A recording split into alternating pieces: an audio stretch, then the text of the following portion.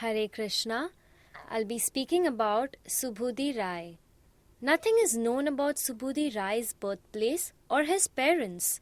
His life is memorable because he received Mahaprabhu's association and special blessings. In the first part of his life, he became the king of Gaudadesh. According to Ashutosha Deva's Bengali dictionary, Gauda was the name of the ancient capital of Bengal in Malda district, from which the entire Bengali kingdom took its name. On the other hand, Haridas writes in his Gaudiya Vaishnav Abhidan that according to the Skanda Puran, there were 5 Gaudas, by which were meant the kingdoms of Saraswat, Kanyakubja, Utkal, that is Orissa, Maithila and Bengal, but that the name was primarily used for the region lying between East Bengal, that is Banga, and Mithila. Vijay Sen of Karnataka came and became the king of Gauda, and his descendants were known as Gaudeshwar. Vijay Sen's son, Balala Sen, established the city of Gauda on the banks of the Ganges.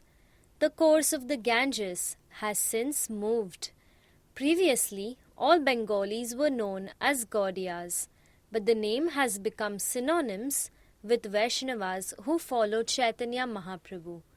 Subudhi Rai was born in a Brahmin family and was well known for his scholarship. While he was the king of Gauda, Hussain Shah was his protege. Previously, Subudhi was the master of Bengal and Hussain Khan Sayyid worked for him, as in the Chaitanya Charitamrit 2.25.180. Subudhi put Hussain Khan in charge of digging a big tank, but because of his mistakes made by the latter, punished him by having him whipped. Subsequently, Hussain Khan himself became the king of Gauda. Nevertheless, because of the help which Subudhi had given him in the past, continued to treat him with a great deal of respect. The scars of the flogging he had received from Subudhi remained on his body, however, and one day Hussain Shah's queen asked where they came from.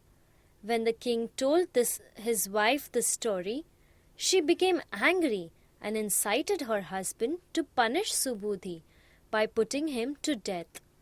Hussain Shah refused to go to such extremes, and so his wife suggested that he punish him by bringing about the caste fall down. The king refused to do this because he knew that doing so would be tantamount to killing him. His wife insisted, however, even threatening to kill herself if he did not do something.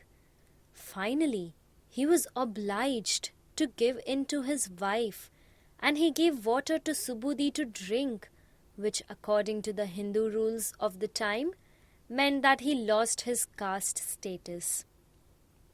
Even prior to these events, Subudhi had become completely detached from material life. He took this opportunity to leave his home and family and go to live in Varanasi.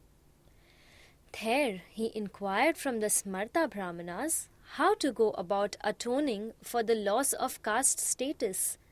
They told him that he should commit suicide by drinking boiling ghee.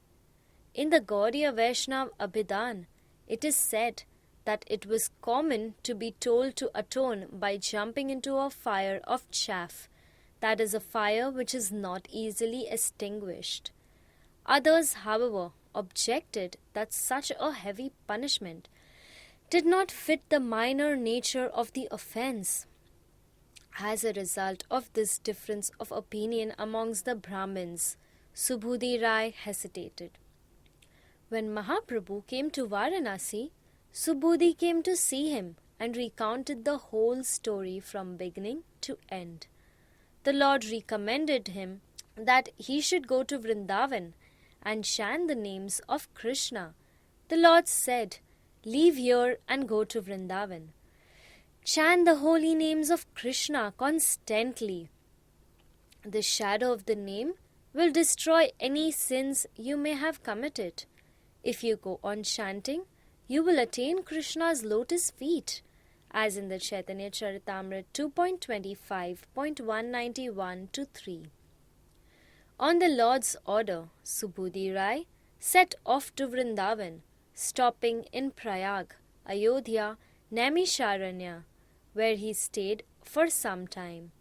When he finally arrived in Mathura, he learnt that the Lord had already left for Prayag and that he had thus missed him. In distress and separation, Subudhi became very renounced. He made his living by gathering dry wood from the jungle and selling it in Mathura. He subsisted on the little money that he made from this work, eating only dried chickpeas to keep body and soul together. Even so, he was able to put some money aside, which he used for serving the Bengali Vaishnavas, feeding them with rice and yogurt. Subudhi Raya gathered dry wood and sold it in Mathura, receiving 5 or 6 paisa for each load. He spent only 1 paisa for food, eating dried chickpeas. The rest of the money was kept with a businessman.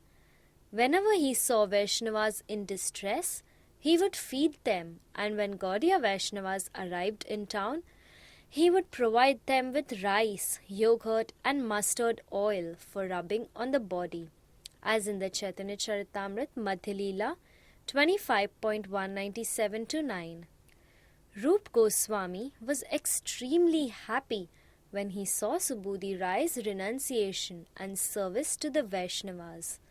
Subudhi took Rup with him to visit all holy sites in Vrajamandal, as in the Chaitanya Charitamrita 2.25.200.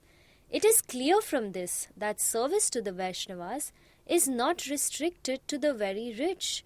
Even a poor person will find means to serve Vishnu and the Vaishnavas if he has a sincere desire to do so. By the will of the Lord, he will never have any shortage. This is the example set by Subudhi Raya's holy life. When Sanatan Goswami was walking from Varanasi to Mathura, he took the main road from Prayag on the Lord's order. In the meantime, Rup and Anupama had taken the road along the banks of the Ganges in order to meet Mahaprabhu in Prayag. When Sanatan met Subudhi in Mathura, he learned from him that he had missed Rup and Anupam. Subudhi showed a great deal of affection for Sanatan, as he had known him in his previous life as a government minister. He wanted to serve him, but Sanatan did not wish to accept his service. Subudhi Raya spent the rest of his life in Vrindavan, worshipping the Lord by chanting the holy names in great renunciation. In this way, he followed the order of Sri Chaitanya Mahaprabhu. The date of his death is also unknown, as excerpted from Sri Chaitanya His Life and Associates by Srila Bhakti Ballabh Tirtha Maharaj. Thank you. Hare Krishna.